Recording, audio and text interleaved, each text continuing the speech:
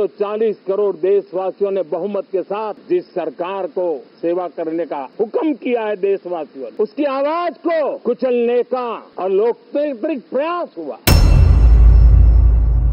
नमस्कार, मैं doctor OP Mishra, the संकेत लाइव से। आजकल प्रधानमंत्री जी कुछ अजीबो गरीब टाइप की बातें कर रहे हैं, अजीब बहकी बातें से। आपने सुना होगा, कल जब संसद का प्रथम दिन था तो उन्होंने कहा कि भारत के प्रधानमंत्री की आवाज को 2.5 घंटे तक उसका गला दबाए रखा गया, बोलने नहीं दिया गया। प्रधानमंत्री बोलते रहे लेकिन विपक्ष हूटिंग करता रहा। तो भारत का प्रधानमंत्री, और वो भी विश्व गुरु बनने का जिसका सपना चल रहा हो, वो आदमी ऐसी बहकी बात करे कि लोग मुझे दबा रहे हैं, मेरा गला दबाए दे रहे हैं, तो बात कुछ समझ नहीं आ रही, बात कुछ पल्ले नहीं पड़ रही कि आखिर ये हो क्या रहा है। अरे भाई, भारत के प्रधानमंत्री लोकतांत्रिक देश है कि प्रधानमंत्री को बोलने ही नहीं दिया जाएगा। अरे प्रधानमंत्री जी बोले ही कब थे इससे पहले जो उनका गला दबाया गया? प्रधानमंत्री किसी खास मुद्दे पर तो बोलते ही नहीं। अब कल उन्होंने जरूर कहा कि जब 4 जून को रिजल्ट आया, उसके बाद ये हुआ, उसके बाद हुआ, तो भारत के प्रधानमंत्री को, और बहुत ही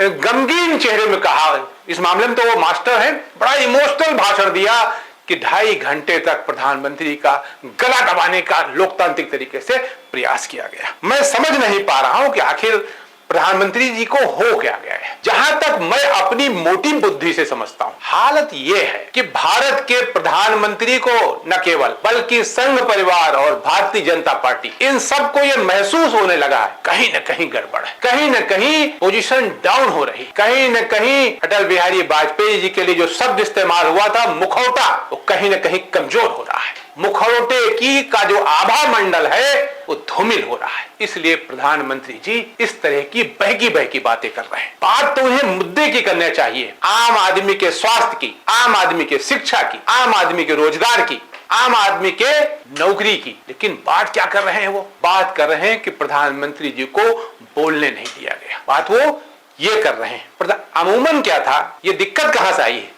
ये दिक्कत 2024 के जब चुनाव परिणाम आए हैं उसके बाद ये दिक्कत आ गई है। अब तक क्या था, पिछले 10 वर्षों से प्रधानमंत्री आदरणीय नरेंद्र मोदी जी अपने हिसाब से संसद को चलाते थे, अपने हिसाब से देश को चला रहे थे, अपने हिसाब से सांसदों को चला रहे थे, अपने हिसाब से मंत्रिमंडल से चला रहे थे। पहली बार ऐसा हुआ है कि विपक्ष उन पर हावी हो गया है। ये वो बर्दाश्त नहीं कर पा रहे हैं, ये बात वो हजम नहीं कर पा रहे हैं कि राहुल गांधी सीधे हमको टारगेट कैसे कर रहे हैं। ये बात वो बर्दाश्त नहीं कर पा रहे हैं। अब तक उन्होंने 70 साल का चिट्ठा बताने की हमेशा कोशिश की, कांग्रेस ने ये नहीं किया, कांग्रेस ने वो नहीं किया। गांधी को लोग जानते नहीं थे, हम को लोग जानते थे। अब विपक्ष जो सशक्त बन के आया है ना, जिसका नेता प्रतिपक्ष राहुल गांधी है, वो 10 साल का हिसाब पूछ रहा है। वो कह रहे नहीं 70 साल में क्या किया क्या नहीं। ये बताओ 10 साल में तुमने क्या किया, जरा ये तो बता दो।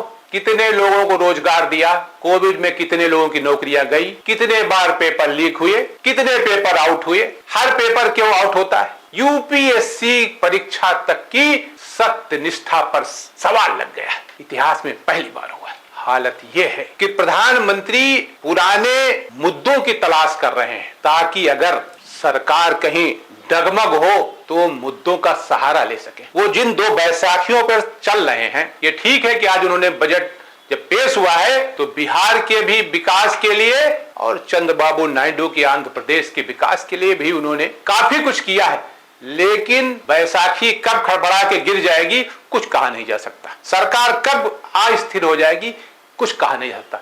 इसलिए प्रधानमंत्री जी को ऐसे मुद्दों की तलाश है जिसमें वो कुछ नया कर सके। पुराना कहने के लिए कुछ बचा नहीं। अच्छा, विपक्ष क्या कर रहा है? विपक्ष कर ये रहा है कि वो 10 साल का हिसाब पूछ रहा है कि ये बता दीजिए क्या हुआ। कल आपको याद है ना, अखिलेश यादव जी ने लोकसभा में कहा था जब तक ये शिक्षा मंत्री हैं बच्चों के साथ न्याय नहीं हो सकता। ये मंत्री जी रहेंगे तो न्याय नहीं मिलेगा बच्चों को। और राहुल गांधी जी नेता प्रतिपक्ष के रूप में क्या कहा था? फ्रॉड है एग्जामिनेशन सिस्टम। तो ये बात, टारगेट तो प्रधानमंत्री है ना, मंत्रिमंडल के मुखिया तो वही है। और ये बात शिक्षा मंत्री ने स्वीकार भी किया। उन्होंने कहा हम जहां जो लेवल पे हैं सब प्रधानमंत्री जी की कृपा से है। तो भाई टारगेट तो आप ही हो रहे हो ना। अभी तक आप टारगेट कर रहे थे 70 साल में उन्होंने कुछ नहीं किया।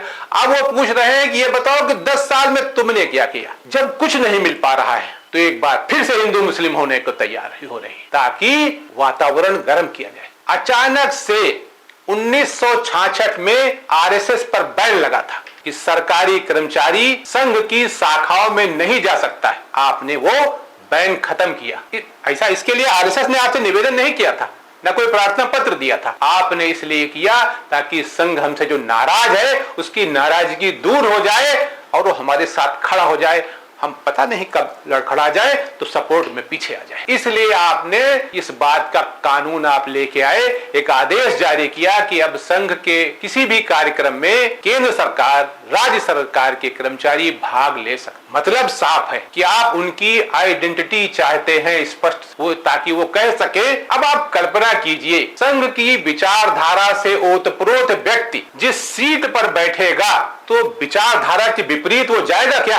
नहीं जाएगा ना। यही आप चाहते हैं ताकि आपका एक अलग काडर तैयार हो सके पूरा भारतीय जनता। अभी दूसरा जो उत्तर प्रदेश के मुख्यमंत्री जी ने आदेश जारी किया था कि नेम प्लेट लगाई जाए, जब सुप्रीम कोर्ट ने उसको रोक दिया, उसकी भी पीछे यही रहस्य था। सिर्फ एक ही तरीका है। देखिए, जब जनसंघ की स्थापना हुई थी उनके पास 3 बात: समान नागरिक कानून, धारा 370 की समाप्ति, अयोध्या में भव्य राम मंदिर। अयोध्या में मंदिर बन गया, धारा 370 की समाप्ति हो गई। समान नागरिक कानून के लिए भी खेल चल रहा है, वो हो जाएगा। तो मुद्दा तो आपके सब खत्म हो गए ना। तो सरकार कैसे बनेगी? आप सरकार स्थिर कैसे रहेगी आपकी? पुनः आप प्रधानमंत्री कैसे बनोगे? इसके लिए आपके पास फिर वही हिंदू मुस्लिम का एक एजेंडा चाहिए ताकि आप फिर उस एजेंडे के जरिए आप आगे बढ़ सको। ये सारा जो ड्रामा हो रहा है उसके पीछे सिर्फ इतनी सी सोच है। सिर्फ प्रधानमंत्री जी अगर परेशान है तो इसी बात को लेकर परेशान है। अब उन्हें कोई ऐसा रास्ता चाहिए जो उनको बचा सके, और वो बचाने के लिए उनको संघ का भी साथ चाहिए, भाजपा का भी साथ चाहिए। तो आप कहेंगे कि भाजपा तो उनके साथ है। भाजपा,